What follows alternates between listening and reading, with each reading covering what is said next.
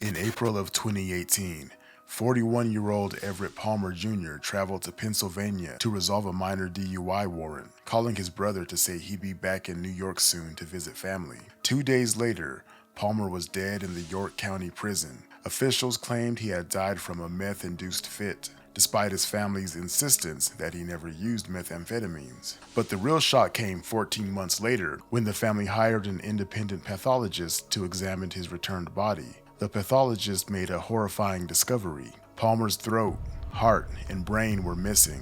For 7 months, the family searched desperately for their loved one's organs, receiving bureaucratic runarounds from coroners, labs, and prison officials. When they finally located the organs at a laboratory in Allentown, Pennsylvania, officials refused to return them, claiming they were needed for an ongoing investigation. What kind of investigation takes over a year and requires keeping someone's heart?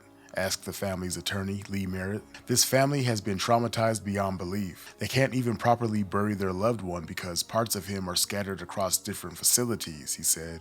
In September of 2023, after 5 years of legal battles, the family reached a $1.5 million settlement with York County and Prime Care Medical. The county admitted no liability, describing the settlement as a compromise to avoid expense and to terminate all controversies. Basically, they aren't admitting to any wrongdoing, and they just gave the family some pocket change so that they'd leave them be, and they can continue to do this to other families. Now, I've discussed organ harvesting cases about Pennsylvania in another video, and I was set to do another chapter, but during my research of this case, I uncovered something even bigger in New York. So with that, let's talk about the dark trade that has evolved from grave robbing to sophisticated organ trafficking rings, claiming thousands of victims and generating millions in illegal profits. From the grandma with dementia, who was hollowed out within minutes of being pronounced dead, to the rabbi who stole kidneys at gunpoint, to the notorious drug-addicted Michael Mastromarino, something is terribly wrong in New York. Hello strangers, welcome back to the Strange Bar and Grill. I'm your host, JP. Today's video brings us to New York. They say New York City is the city that never sleeps. Well, New York is the state that never stops harvesting organs and body parts.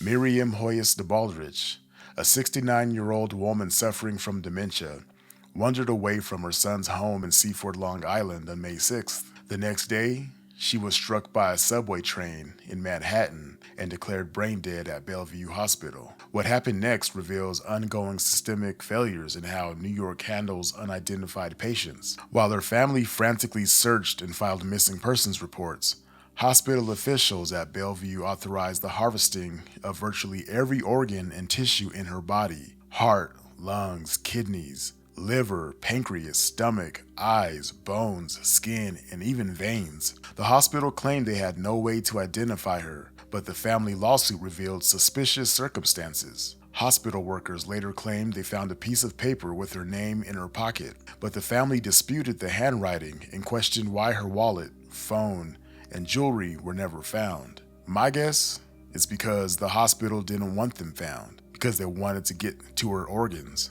The tragedy was compounded by the timing. The family discovered her fate only after her organs had already been harvested and distributed. By the time Nassau County Police called them on May 18th, 11 days later, to say she had been found dead, there was nothing left of her but an empty shell. "They took everything," her son Alberto said through tears. "They left us with nothing to bury." Organ harvesting explained for kids. Imagine you have a brother named Joe. He has a fantastic toy, but he's a bit of a jerk and never shares.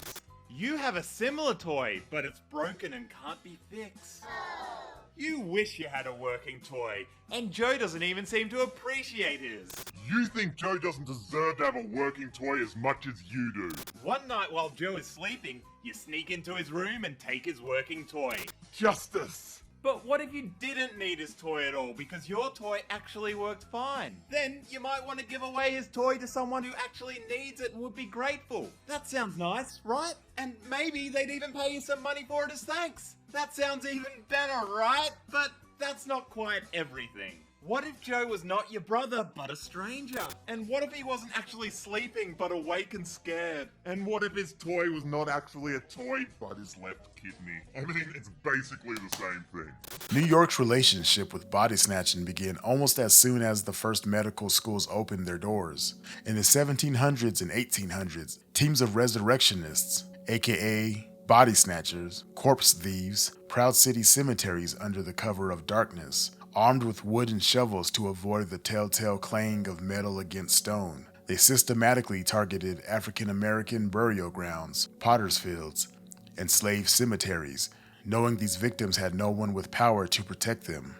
The practice was so widespread that it sparked the Doctors' Riot of 1788, when a medical student at Columbia College made a fatal mistake, waving a cadaver's arm at children playing outside New York Hospital. He taunted a young boy, "This is your mother's arm." Unknown to the student, the boy's mother had actually recently died and been buried in a local cemetery.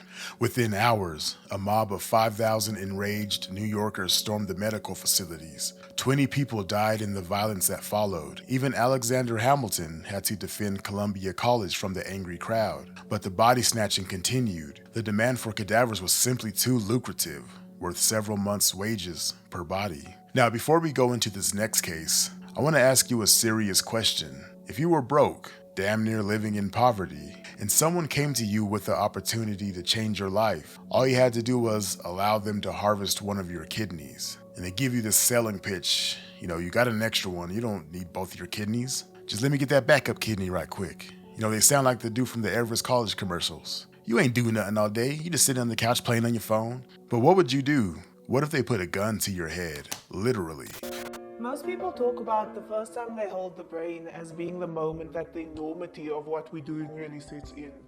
But for me, it was the thorax. I remember seeing how perfectly the heart and lungs fit into such a small space. Levi Rosenbaum ran America's most sophisticated kidney trafficking network from a modest 2-story brownstone in Brooklyn's Borough Park, presenting himself to neighbors as a construction businessman while secretly orchestrating the theft of human organs from the world's most desperate people. The 60-year-old Israeli citizen's criminal enterprise, which operated from 1999 to 2009, generated millions in profits through a system researcher Nancy Shepard Hughes called trading in human misery. Rosenbaum recruited kidney sellers from impoverished communities in Israel, Moldova, and Romania for $6,000 to $25,000, then sold their organs to wealthy Americans for $120,000 to $180,000, profit margins exceeding 1,400%. He called himself a matchmaker, but prosecutors proved he was running a criminal enterprise that exploited both desperate patients and vulnerable donors. Rosenbaum carried a licensed firearm to intimidate reluctant sellers. When donors got cold feet, sources reported he would pull his gun out and threaten to shoot them, saying, "You're here. A deal is a deal. Now you'll give us that kidney or you'll never go home." Rosenbaum's downfall began when Solomon Dweck, a disgraced real estate developer facing 30 years for bank fraud, became an FBI informant. In February of 2008, Solomon and an undercover agent posing as his secretary approached Rosenbaum about purchasing a kidney for the agent's fictitious sick uncle. The recordings captured devastating admissions. "I am what you call a matchmaker," Rosenbaum explained on tape. "It's illegal to buy and sell organs, but I've been doing this a long time. So far, I've never had a failure." When pressed about his experience, he boasted, "I have quite a lot, including one transaction just 2 weeks earlier." The 18-month sting operation culminated on July 23rd of 2009, when the FBI executed Operation Bid Rig 3, the largest corruption sweep in New Jersey history. Along with Rosenbaum, authorities arrested 44 others, including 3 mayors, 2 state lawmakers, and 5 Orthodox rabbis. Rosenbaum was caught accepting $10,000 in blank checks as a down payment for a kidney that would never be delivered.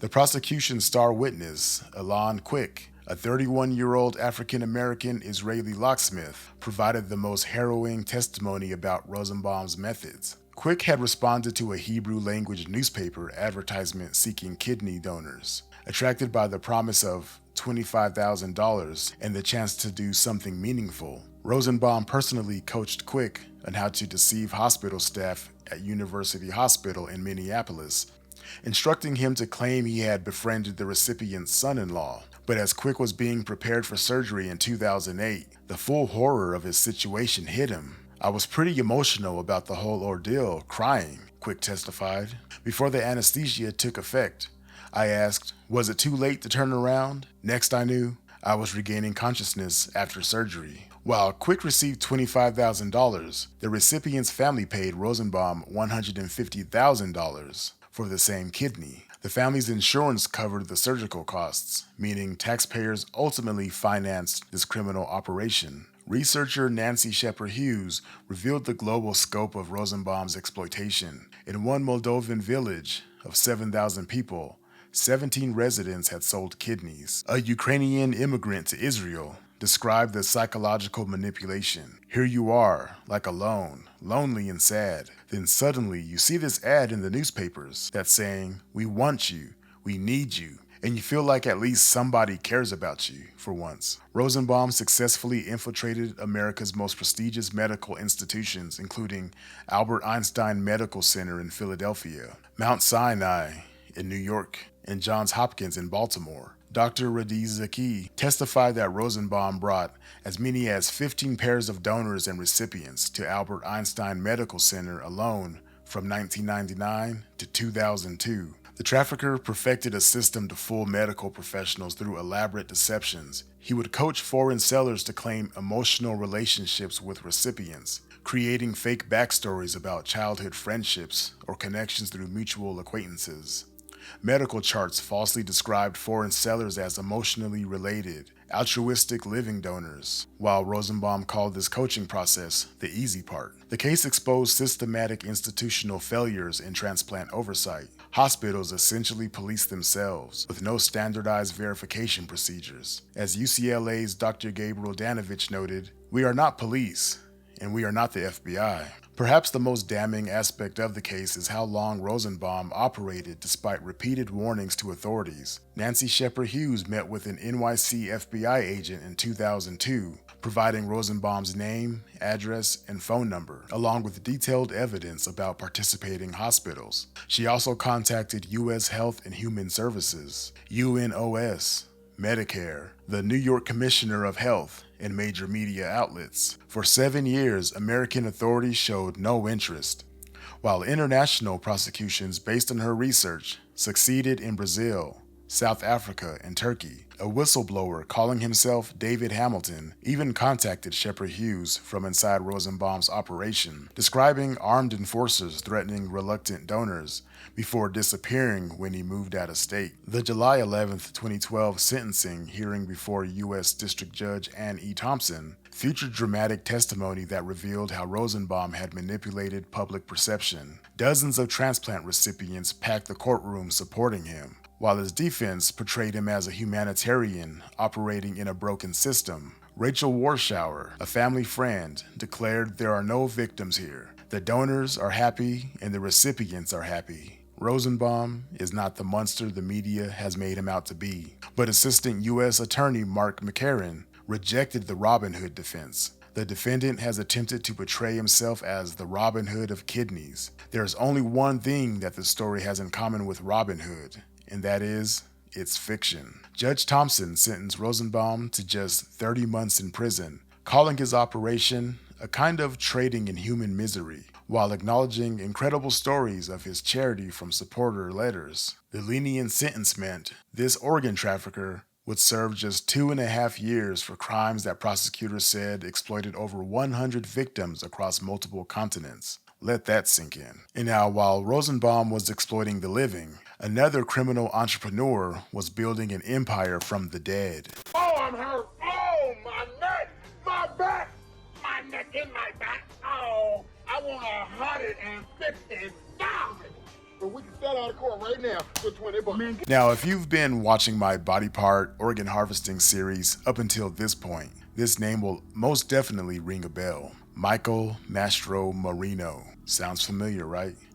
Michael Mastromarino seemed like the picture of success. a skilled oral surgeon with a thriving practice just off Fifth Avenue in Manhattan. He specialized in dental implants and commanded premium fees from wealthy clients. But behind the polished exterior, Mastromarino harbored a devastating secret, a drug addiction that would eventually cost him his medical license and transform him into one of America's most notorious body brokers. After losing his dental practice, Mastromarino discovered a new way to make money from human bodies. He founded biomedical tissue services and began recruiting funeral directors across New York with a simple proposition: pay them $1,000 for every corpse they provided, and he'd harvest the valuable parts, bones, skin, tendons, heart valves that could be sold to tissue companies for up to $7,000 per body. The operation was disgusting. Mastromarino and his team, including nurse Lee Crusetta and funeral director Joseph Nicelli, converted a room above the Daniel George and Son Funeral Home in Brooklyn into a secret surgical suite. There, they would dissect corpses with the precision of trained surgeons, carefully removing every valuable part while the families grieved downstairs, believing their loved ones were peacefully awaiting burial or cremation. But Mastromarino's operation had a grotesque innovation that separated it from historical grave robbers. To maintain the illusion for grieving families who wanted open casket viewings, his team would stuff the hollow corpses with PVC plumbing pipes, rubber tubing, and other foreign materials. They'd carefully suture the bodies back together so families would never know their loved one had been carved up like livestock. Among Mastromarino's victims was Alistair Cook, the distinguished 95-year-old host of PBS's Masterpiece Theater. When Cook died of lung cancer in 2004, his family arranged for cremation, never suspecting their beloved patriarch would become part of an illegal harvesting operation. Mastromarino's crew falsified Cook's medical records, listing his age as 85 instead of 95, and changing his cause of death from cancer to heart attack. They harvested his bones, skin, and other tissues, which was then distributed to unsuspecting patients across the country. And that was a very common thing he did there. If a patient had cancer, he'd falsify the documents. If the patient had other diseases, he would falsify the documents and still sell their body parts. The Mastromarino operation might have continued indefinitely if not for a chance discovery in late 2004. Detective Patricia O'Brien was investigating a routine financial complaint about the Daniel George Funeral Home when she stumbled upon something that would haunt her for years. Exploring the building, O'Brien discovered a hidden surgical suite equipped for major operations. Inside, she found cut-up cadavers, excised human hearts, and receipt books documenting transactions with tissue companies. It was like a clinical butcher shop where human beings were being processed like cattle. I've been a cop for many years, and I've seen a lot of things, O'Brien later testified, but nothing prepared me for what I found in that room. The investigation revealed the staggering scope of Mastromarino's operation. Over 4 years, his network had illegally harvested tissue from 1,077 corpses across New York, New Jersey, and Pennsylvania. Of the 1,000 consent forms they filed, only one was legitimate, meaning 999 families had their loved ones mutilated without permission. Patients who received the harvested tissue were unaware it came from cancer victims, HIV-positive donors, and other medically unsuitable sources. They contracted syphilis, hepatitis, and other serious diseases. Betty Pfaff, who received infected cadaver tissue during spinal surgery, suffered septic shock, required dialysis, and was ultimately left paralyzed. In 2008, Mastromarino was sentenced to 18 to 54 years in prison. His co-conspirators received similar harsh sentences. But perhaps the most fitting end came in 2013, when Mastromarino died in prison at age 49 from bone cancer, the very disease he had harvested from his victims. When news of his death reached the families he had violated, the reaction was swift and merciless. "It's full circle, baby," said one victim's son. "Karma's a bitch."